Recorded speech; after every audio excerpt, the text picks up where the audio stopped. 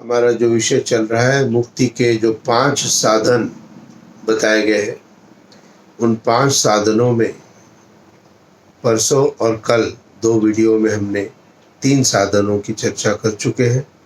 पहले दिन सत्य भाषण, दूसरे दिन परोपकार और विद्या।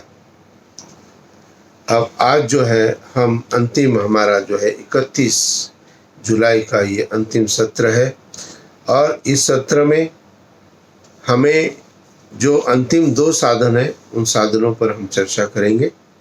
और कल 1 अगस्त से 8 अगस्त तक आपको 8 वेद मंत्रों की व्याख्याएं प्राप्त होंगी, और जो कि आपके लिए, जीवन के लिए बहुत सरल, सुगम और सरल होंगे। तो वेद मंत्र की व्याख्याओं को भी आप समझने का प्रयत्न करें, जो कि मैंने मुक्ति के साधन में वेद के स्वाध्याय की प्रेरणा कल के वीडियो में मैंने आपको दी थी कि प्रत्येक दिन प्रातःकाल और सायंकाल एक एक वेद मंत्र पाठ करना है।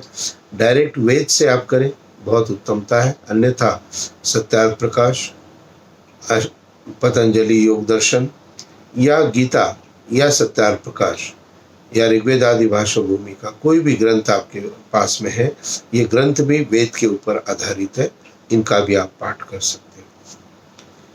तो अभी आज हम चलेंगे चौथे और 5वें उस मुक्ति के साधन पे। तो चौथा जो है वो है पक्षपात रहित न्याय। व्यक्ति दुख को कब प्राप्त करना प्रारंभ करता है? जब वह पक्षपात किसी भी बात में करना चाहता है। किसके लिए? अपने स्वार्थ के लिए। किसके लिए? अपने अहंकार के लिए। इसीलिए महर्षि दयानंद सरस्वती ने सत्यार्थ प्रकाश की भूमिका के अंदर एक बात बहुत उत्तम लिखी कि प्रत्येक की आत्मा सत्य को जानता है। ये ऋषि के वाक्य है। प्रत्येक की आत्मा सत्य को जानता है, तथापि अपने प्रयोजन की सिद्धि के लिए हठ, दुराग्रह, अविद्या आदि दोषों से वह सत्य के छोड़ असत्य की ओर झुक जाता है। तो असत्य का न्याय, असत्य का साथ, ये पक्षपात रहित नहीं है। तो हमें पक्षपात रहित न्याय की व्यवस्था को देखना पड़ेगा। अब कोई भी व्यक्ति है जिससे आप बहुत जुड़े हो और वो बहुत आपके लिए आदर योग्य है, और यदि वो किसी समय उसके कोई भी कृत्य, कोई भी विचार आपके सामने ऐसे आ जाए, तो आप क्या करते हैं? अधिकतर समय हम जो एक धारणा हमारी बनी है किसी भी व्यक्ति विशेष के बारे में, उसी के साथ हम चलते हैं। मेरे व्यक्तिगत जीवन के अंदर अनेकों ऐसे उदाहरण आए हैं।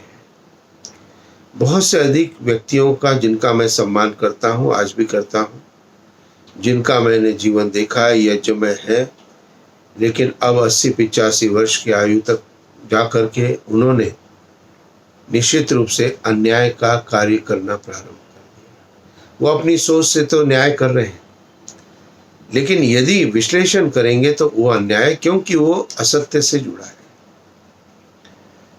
अब मेरा कर्तव्य क्या बन जाता है? मेरा कर्तव्य ये बन जाता है कि वह व्यक्ति जिसके साथ मैं जुड़ा हुआ था, जिसके साथ मैं चल रहा था, वो तो न्यायपूर्वक अपने जीवन में चल रहा था, तब तक तो मैं उससे जुड़ा हुआ था।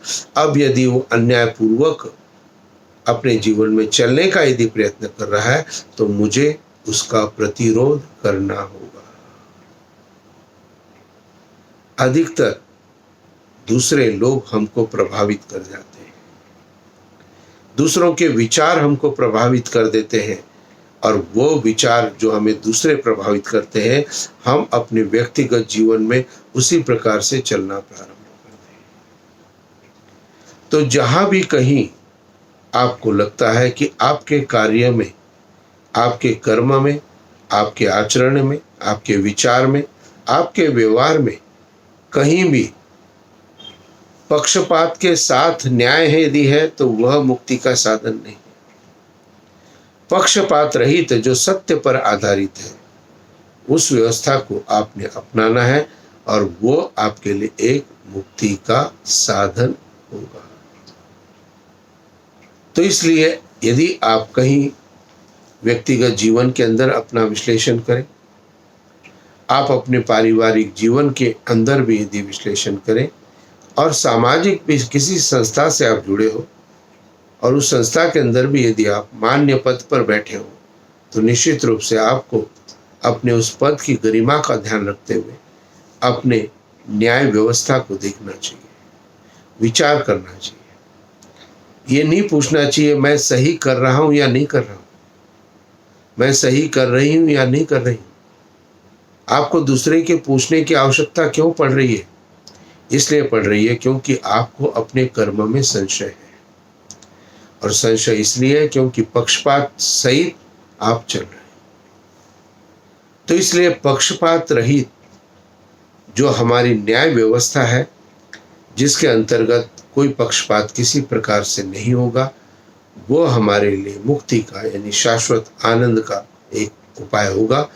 क्योंकि पक्षपात रहित सहित हम चलेंगे, किसी का पक्षपात हम लेंगे तो गलत व्यक्ति का भी हम पक्षपात शायद कर सकते हैं और उसके गलत आचरण, विचार, व्यवहार का प्रभाव हमारे जीवन पर पड़ सकता है। इसलिए हम न्यायपूर्वक जो है वो अपने जीवन में सत्य असत्य को देखते हुए न्यायपूर्वक पक्षपात रहित न्याय की तरफ हमें चलना चाहिए। 4 बातें हो गई।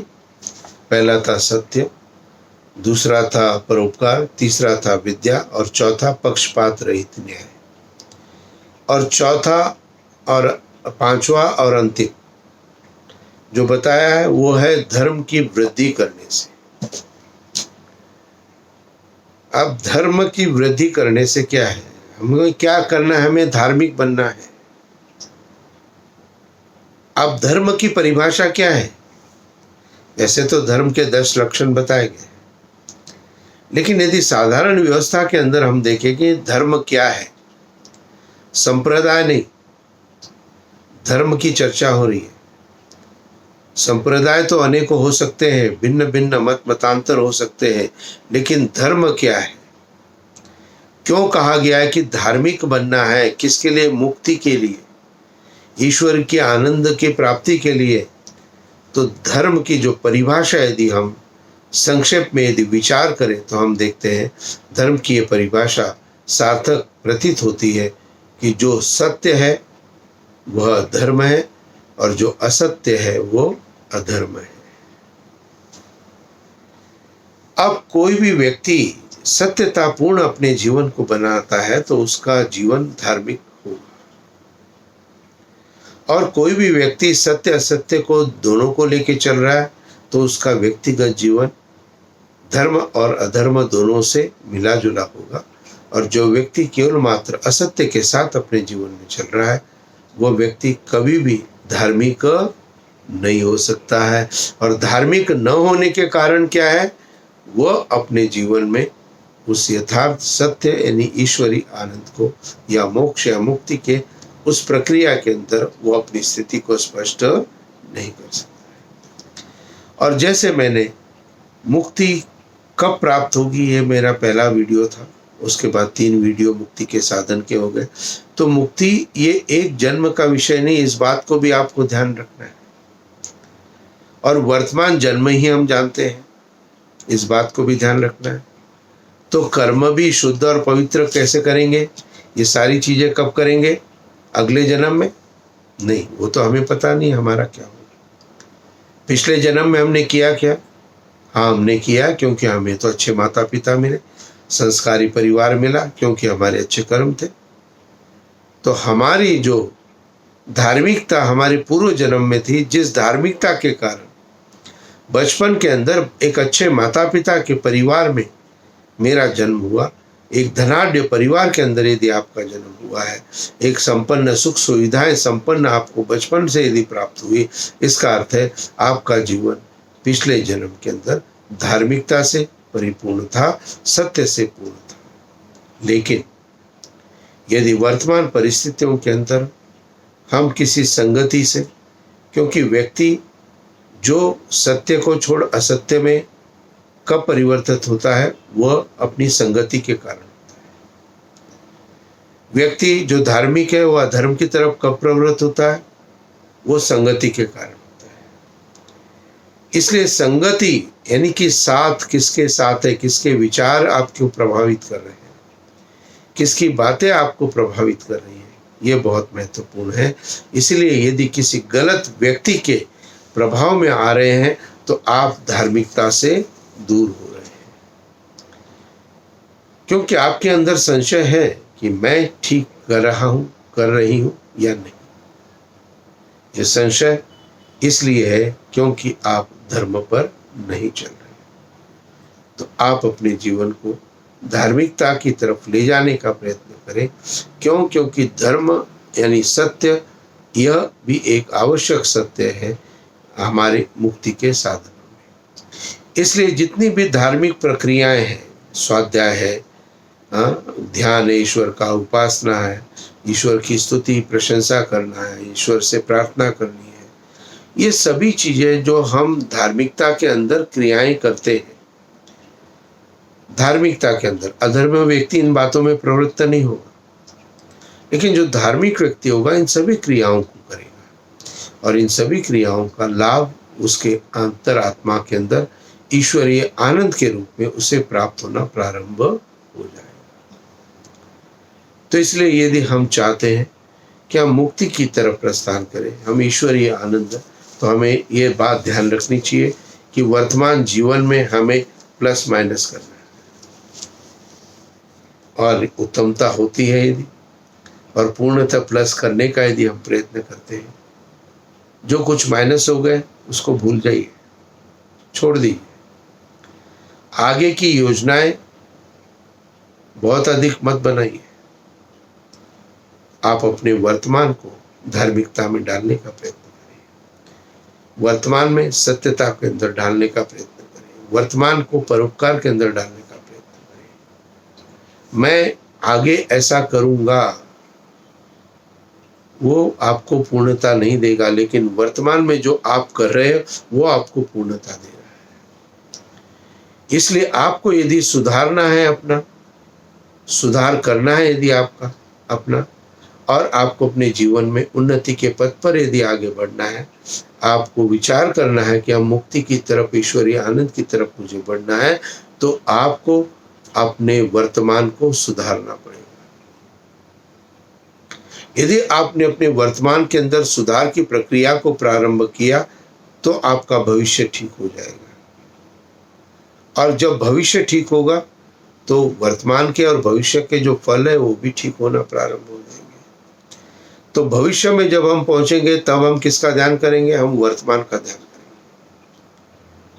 तो आज क्या है, आज नहीं, अभी क्या है, इस समय में क्या कर रहा है, ये है आपका वर्तमान।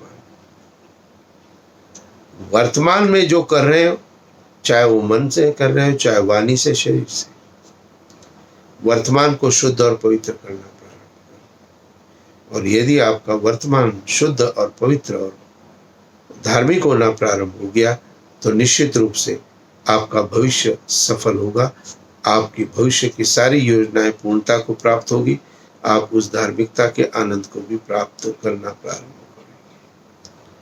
तो मुक्ति के जो 5 साधन हैं, अन्य भी कई सारे साधन हैं, लेकिन यदि इन साधनों से यदि आप चलने का प्रयत्न करें तो मेरे विचार से ये आपके लिए सरलता भी है, कष्टता भी बहुत अधिक नहीं है, और इसके माध्यम से आप धीरे धीरे धार्मिकता के साथ, जो अंतिम आज का सत्र था, ईश्वर की स्तुति, प्रार्थना, उपासना, योगाभ्यास आदि करने का प्रयत्न करेंगे तो आप धार्मिक बनने का प्रयत्न आपका प्रारंभ हो जाएगा। तो इन 5 चीज़ों को अपने जीवन में प्राप्त करिए, और निश्चित रूप से मेरे चैनल को सब्सक्राइब तो आपने जरूर करना है। और यदि आप सोच रहे हो आपने कर लिया, अब आपके परिवार के अंदर जितने भी मोबाइल है उसमें सब्सक्राइब करना है। अपने परिवार के बच्चों के साथ, अपने परिवार के अन्य सदस्यों को भी इस ज्ञान प्राप्ति का एक साधन उपलब्ध कराना है। आपने साधन देना है, देखना न देना, देखना उनके ऊपर है, वो छोड़ दीजिए। और फिर अपने मित्रगण परिचितों के पास भी इस बात को जरूर पहुंचाना है। इस वेद ज्ञान से सबका कल्याण हो और सबको इसकी प्राप्ति हो। यही आशय के साथ हम सबको, यानी मुझे भी, आपको भी एक साथ चलना है और अपने उद्देश्य को प्राप्त करना है कि अधिक से अधिक उत्तम ज्ञान का, उत्तम विद्या का प्रचार प्रसार संपूर्ण लोक में हो, संपूर्ण जगत में होना प्रारंभ। आज के बाद कल से 8 मंत्रों की व्याख्या प्रारंभ होगी।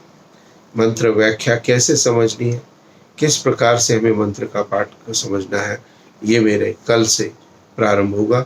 और 8 मंत्र मैं लूँगा। सरलतम मंत्र होंगे, कोई ना कोई भिन्न भिन्न वेदों से होंगे, और उनके माध्यम से हम प्रत्येक दिन एक मंत्र को लेते हुए उनके अर्थ को विद्या, ज्ञान और शिक्षा तीनों के अंतर्गत प्राप्त करने का प्रयत्न करेंगे। विद्या अर्थात मंत्र क्या है उसको पढ़ेंगे, वो मंत्र क्या कहता है उसका ज्ञान हम प्राप्त करेंगे, और उस ज्ञान को अपने कर्म में शिक्षा के रूप में डालने का प्रयत्न करेंगे। तो कल से 8 वीडियो मेरे निश्चित रूप से आप देखें, आवश्यक रूप से।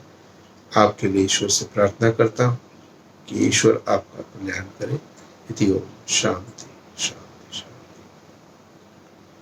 ओम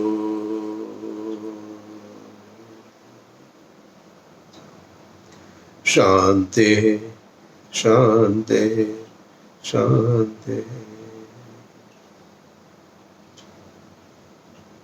नमस्ते।